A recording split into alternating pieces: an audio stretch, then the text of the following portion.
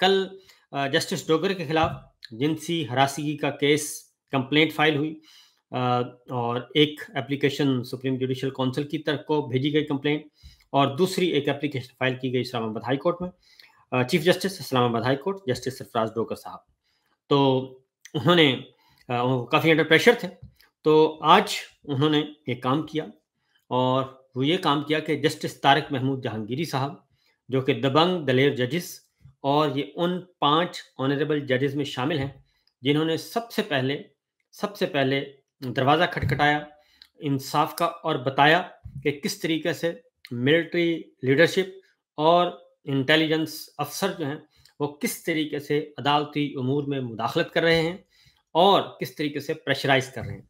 उसमें जस्टिस तारिक महमूद जहांगीरी साहब थे, जस्टिस बाबर सत्तार साहब, जस्टिस सरदार एजाज इसहाक साहब, जस्टिस मोहसिन अख्तर कियानी साहब, जस्टिस समन रफत इम्तियाज साहबा और जस्टिस अरबाब ताहिर साहब। अरबाब ताहिर साहब अलग हो गए, वो जाके वो दूसरी साइड पे हैं। अब ये 5 ऑनरेबल जजेस हैं, ये अपनी आईनी कानूनी जंग लड़ रहे हैं जस्टिस डोगर के खिलाफ, सरफराज डोगर साहब के खिलाफ, क्योंकि उनकी अपॉइंटमेंट उनको इंपोर्ट किया गया लाहौर हाई कोर्ट से। 17th नंबर पे जूनियर मोस्ट जज थे, उनको इस्लामाबाद और इस्लामाबाद ला के चीफ जस्टिस बनाया गया, पहले कायम मुकाम और फिर फुल। अब इनकी अपॉइंटमेंट गैर कानूनी भी है, गैर आइनी भी है, गैर आइनी 26वीं तरमीम के नतीजे में मारिज़ वजूद में आई है। तो उनके खिलाफ कल एप्लीकेशन ईमान मजारी साहिबा ने दी और ओपन कोर्ट में ये वाहिद केस है पाकिस्तान की तारीख का, शायद अदलिया की तारीख का, कि किसी भी जज ने ओपन कोर्ट में किसी खातून को हिरासगी का जो है वो धमकी दी हो। तो ये कल उन्होंने एप्लीकेशन फाइल की थी और होना तो ये चाहिए था कि जस्टिस डोगर और कल फिर समन रफत इम्तियाज साहिबा, एक हरासगी की कमेटी है और उसके लिए समन रफत इम्तियाज जस्टिस हैं, उनको बनाया गया था। कल उनको भी डोगर साहब ने तब्दील कर दिया जब डोगर साहब के खिलाफ एप्लीकेशन आई। ये तो बैकग्राउंड में आपको बता रहा हूँ कि ये चल रहा है।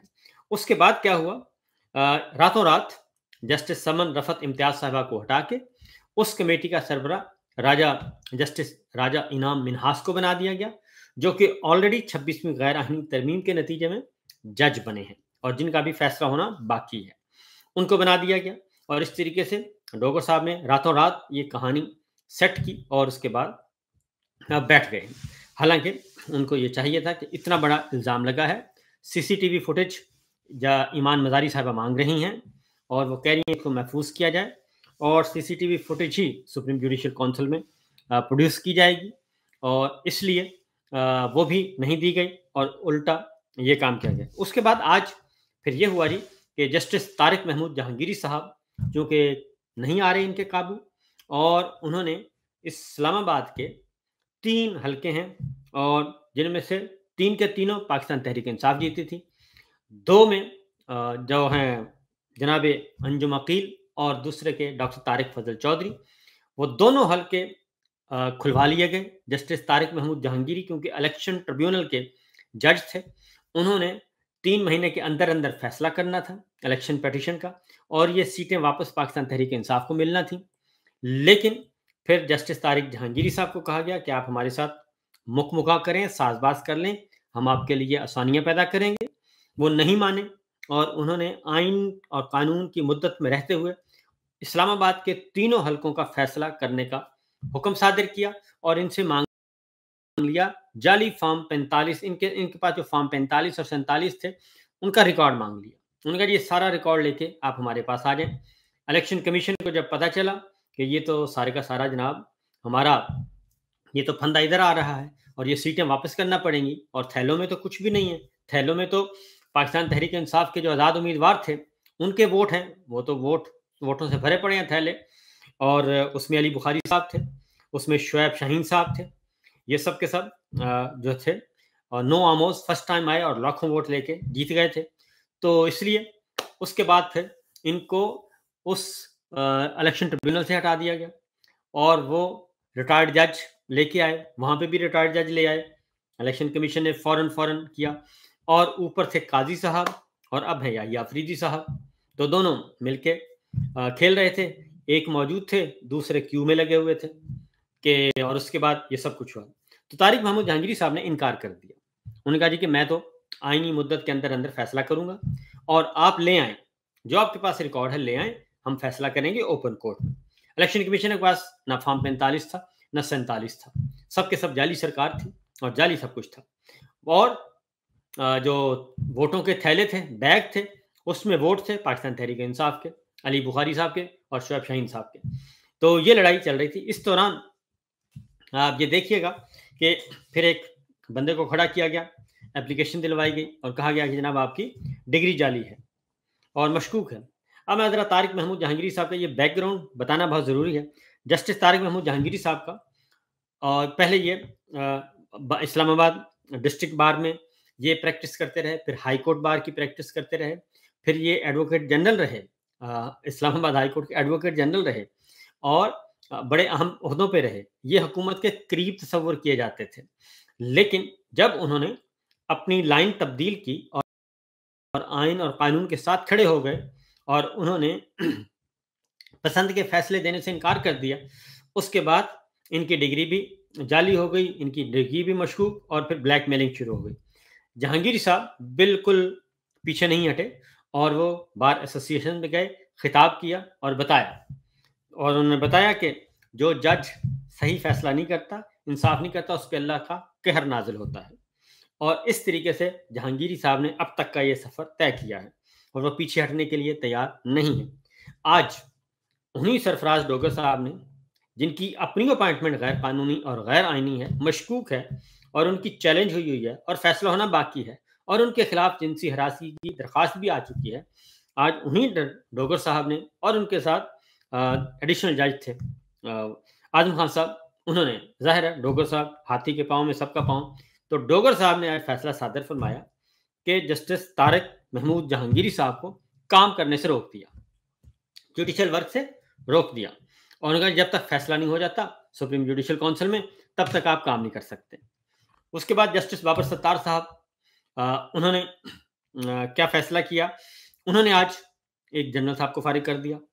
میجر جنرل حفیظ صاحب, chairman P T A Pakistan telecommunication authority, جو یہ ہمارے فون بند کرتے ہیں, ہمارے سوشل میڈیا کو بند کرتے ہیں, ٹویٹر کو بند کرتے ہیں, یوٹیوب کو بند کرتے ہیں, فیس بک کو بند کرتے ہیں, انسٹاگرام کو بند کرتے ہیں, ٹک ٹاک کو بند کرتے ہیں, یعنی جو ہمارے آزادیاں چھینتے ہیں, جو آئین اور قانون, اس ادارے کے سربراہ میجر جنرل حفیظ صاحب جو ہیں, آج ان کی اپوائنٹمنٹ چیلنج ہوئی تھی, تو ان کی اپوائنٹمنٹ کو غیر قانونی قرار دے دیا.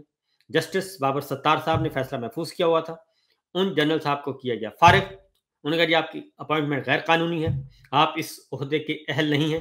حکم دیا جسٹس بابر ستار صاحب نے, اسلام آباد ہائی کورٹ نے, کہ ان کو فی الفور فارغ کر کے جو سینئر موسٹ ممبر ہے اس کو فوری طور پہ دیا جائے, اس کا چارج دیا جائے چیئرمین پی ٹی اے کا, اور اس کے بعد پھر جس طریقے سے آئین اور قانون کے مطابق نئی تقرری کی جائے. یہ میجر جنرل حفیظ صاحب جو ہیں وہ آج ہو گئے فارغ. امریکہ میں ایک نیا بل آ گیا ہے, امریکہ میں نیا بل آ گیا ہے اور اس بل کو انٹروڈیوس کروا دیا گیا ہے, اور یہ بل دونوں جماعتیں, وہاں کی حکومتی جماعت ریپبلکن اور اپوزیشن جماعت ڈیموکریٹس, دونوں نے مل کر یہ بل جمع کروایا ہے امریکن کانگریس میں. یہ دو طرفہ یعنی کہ اپوزیشن اور حکومت کا مشترکہ بل ہے, اور امریکی قانون سازوں نے پاکستان فریڈم اینڈ احتساب ایکٹ متعارف کرایا ہے. یہ بڑا امپورٹنٹ ہے, جس کا بنیادی مقصد انسانی حقوق کی خلاف ورزیاں جو پاکستان میں ہو رہی ہیں, جمہوریت کو نقصان پہنچانے والے اقدامات کے ذمہ دار پاکستانی اہلکاروں پر پابندیاں عائد کرنا ہے. یہ پہلے سے زیادہ سیریس بل ہے, کیونکہ اس بل کا اعلان ایوان کی ذیلی کمیٹی برائے جنوبی اور وسطی ایشیا کے چیئرمین, اور میشیگن سے ریپبلکن پارٹی کے قانون ساز, اور کیلیفورنیا سے ڈیموکریٹ رہنما سڈنی کاملاگر ڈو کی شریک قیادت کے ساتھ نمائندوں نے یہ اس کا اعلان کیا, اور اس کے ساتھ تھے ریپبلکن کے جان مولینار تھے, اور جولی جانسن تھے ڈیموکریٹ, جیفرسن شیوین, اگر میں پروناؤنس میں آگے پیچھے ہو جائے تو اس کے لیے معذرت خواہوں جی, اور یہ لگایا گیا. اور اس کے ساتھ ایڈیشنل لوگ وہ بھی موجود تھے. ریپبلکن دو مجھے رچ میک کارمیک ریپبلکن ہیں, جیک برگمین ریپبلکن ہیں, جوگن کاسترو ڈیموکریٹ ہیں, مائک لالر ریپبلکن ہیں. یہ بھی شامل ہیں. یہ امپورٹنٹ بل ہے.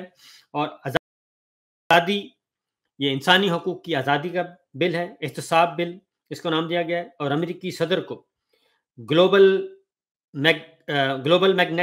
میگنیکسی ہیومن رائٹس احتساب ایکٹ کے تحت پابندیاں لگانے کا اختیار دیتا ہے, اور جو واشنگٹن کو انسانی حقوق کی سنگین خلاف ورزیوں یا بدعنوانیوں کے ذمہ دار افراد کو نشانہ بنانے کی اجازت دیتا ہے. اس صورت میں اس کا اطلاق پاکستان کی حکومت, فوج یا سیکورٹی فورسز کے موجودہ یا سابق اعلیٰ عہدیداروں پر ہوگا.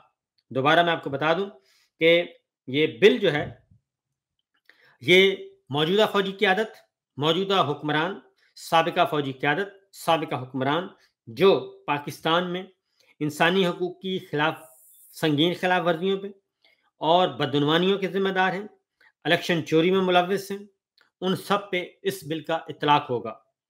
یہ امپورٹنٹ ہے. اور ان کے خلاف جو ہے وہ پھر آگے سزاؤں کا بھی تعین میں آپ کو وہ بھی بتا دیتا ہوں. اور اس کا اطلاق پاکستان کی حکومت, فوج, سیکورٹی فورسز کے موجودہ اور سابق اعلیٰ عہدیداران پر ہوگا. یہ قانون پاکستان میں آزادانہ اور منصفانہ انتخابات کے لیے امریکی حمایت کی بھی تصدیق کرتا ہے, اور جمہوری اداروں اور انسانی حقوق کو برقرار رکھنے کی اہمیت پر زور دے رہا ہے. بل کو نظر ثانی کے لیے خارجہ امور اور عدلیہ کمیٹیوں کے پاس بھیج دیا گیا ہے. یعنی مثال کے طور پہ آپ کو دیں, جیسے ہمارے اسٹینڈنگ کمیٹیز ہوتی ہیں, اسی طریقے سے وہاں پہ بھی جو کمیٹیز ہیں, متعلقہ کمیٹیز, ان کے حوالے یہ بل کر دیا گیا ہے. وہ اس کو ویٹ کریں گے, اور ویٹ کرنے کے بعد پھر آگے اس کو پروسیڈ ہوگا, پارلیمان میں آئے گا. یہ ہاؤس ریزولوشن 901 کے تحت آیا ہے جی, جو جون 2024 میں دو طرفہ حمایت کے ساتھ پاس کیا گیا تھا. اور اس قرارداد میں جو آلریڈی ایک ریزولوشن پاس ہوئی تھی پاکستان کے بارے میں, انسانی حقوق کی خلاف ورزیوں کے بارے میں, کانگریس میں ایک آلریڈی قرارداد 901 پاس ہو چکی ہے. اور اس کے اکارڈنگلی انہوں نے کہا کہ اس قرارداد میں پاکستان میں جمہوریت کی مضبوط حمایت کا اظہار کیا گیا تھا, جس میں آزادانہ اور منصفانہ انتخابات کا تحفظ پر زور دیا گیا تھا. امریکی انتظامیہ پر زور دیا گیا کہ وہ انسانی حقوق, قانون کی حکمرانی اور آزادی اظہار کو برقرار رکھنے کے لیے پاکستانی حکومت کے ساتھ تعاون کریں.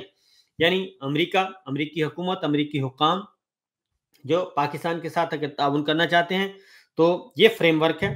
آزادانہ منصفانہ انتخابات ہوگا, انسانی حقوق ہوں گے, آئین کی بالادستی ہوگی, قانون کی حکمرانی ہوگی, جمہوریت کی مضبوطی کی حمایت کا یقین دلایا جائے گا. اور اس میں کوئی چیز بھی موجودہ حکمرانوں نے اور سابق حکمرانوں نے نہیں کی. اور الیکشن بھی چوری کیا گیا, بنیادی انسانی حقوق بھی پامال کیے گئے, نظام انصاف کا بھی قتل کیا گیا, میڈیا پر بھی پابندیاں لگائی گئیں اور اب تک ہیں. تو یہ اس لیے نئی قانون سازی پر جو بات کی ہے جی کانگریس مین نے, انہوں نے کہا جی امریکہ خاموش نہیں بیٹھے گا. اور کیونکہ ایسے افراد جو اس وقت پاکستان کی حکومت, فوج یا سیکورٹی فورسز میں خدمات انجام دے رہے ہیں یا پہلے خدمات انجام دے چکے ہیں, جنرل باجوہ اینڈ کمپنی, انسانی حقوق کی صریح خلاف ورزیوں کا ارتکاب کرتے ہیں یا اسے کم کرتے ہیں.